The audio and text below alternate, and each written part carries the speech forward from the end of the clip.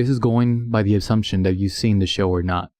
The point I'm trying to make is that I don't want anyone watching this show or anything like it anymore. The first time I've heard about this show was when I was scrolling through Tumblr and saw the teaser. Just cute artwork with a realistic dragon turning into a maid. I completely forgot about it until it premiered. I saw the first episode and I got interested. It was funny enough to make me smile, and the art was so simple yet cute.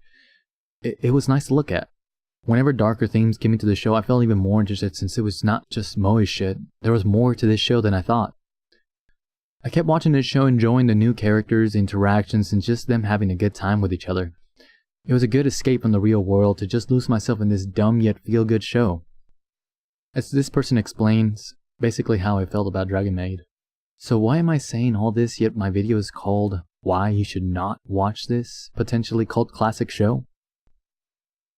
Episode 6. Episode 6 is when the whole show becomes disgusting to me. It also reinforces how mangakas treat such matters and how many fans of this shit have normalized and enabled pedophilia. The particular instance in episode 6 is the eroticized portrayal of two third graders playing Twister and put in a visually compromising position. Not only that, but the manga as well pushes it further by having Kana, the child dragon of the show, who by all means is still a child by dragon age, say, "I wanted to bleep her." Also in the manga, it is highly insinuated that she does not wear panties. To add even more salt to the wound, in the same episode, Lukoa meets a kid named Shota, who she wants to have sex with, and he's in 5th grade. When you actually look up lolicon, it is obvious that it's a way to normalize pedophilia, and make it seem like it's not such a disgusting act. In TV tropes, it explains that lolicon overlooks the damaging aspects of pedophilia and uses this subject for comedic purposes. In Wikipedia, it literally describes an attraction to young or prepubescent girls. You can also read the history of where the term lolicon originated from, which was Lolita. Lolita is about a man trying and succeeding in forcing a 12-year-old to be with him. The only difference between the two, Lolita shows you the disgustingness of the act while lolicon and shotacon encourage it. How do people make jokes about this? How do people defend this as being an art form? Just because it's not real does not mean it's not harmful. Media influences, and you can see it in the comment section. You can see it how people talk, and you can see it in the way anime treats it. When you hide pedophilia behind a word like lolicon or shotacon, you make such an egregious thing seem like it is nothing but a joke. When actual defenders of this say things like, don't like, don't watch, or it's just their culture, halts a real discussion that people need to have. People who don't see loli or shota equal to pedophilia need to have this discussion. They need to understand when you normalize this and when you make a passive joke about this, you're enabling and encouraging pedophilia. These are children, and just because they are drawing in a cutesy style does not give it a fucking pass of making 2 third graders and a 5th grader to be put in these vomiting situations. And whatever excuse you use to defend this, just remember, you're defending pedophilia. Pedophilia!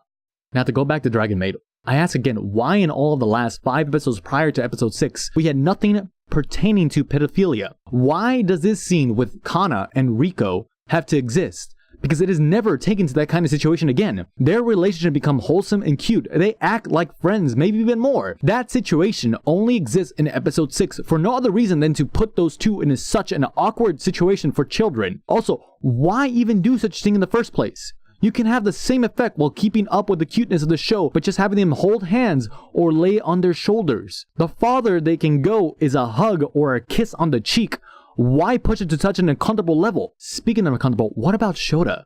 Why does this 5th grader have to be put in what can be an emotionally scarring for a young child? When Lukoa was introduced, I believe her to be the big sister role of the show, the one who is wise about things and the one to go to when in trouble. But the show turns her into a pedophile. Why?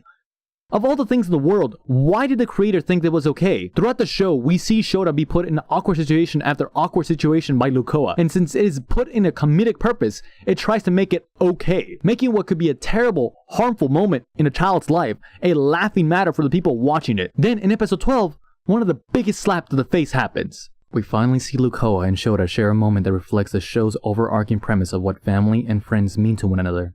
Here is the Lukoa and Shota relationship I wanted. The boy with no siblings and what seems to be alone through most of his time, being with a big sister-like character who watches over him and makes sure he's protected from a magic he practices. Why for these 4 characters couldn't it have been wholesome and cute?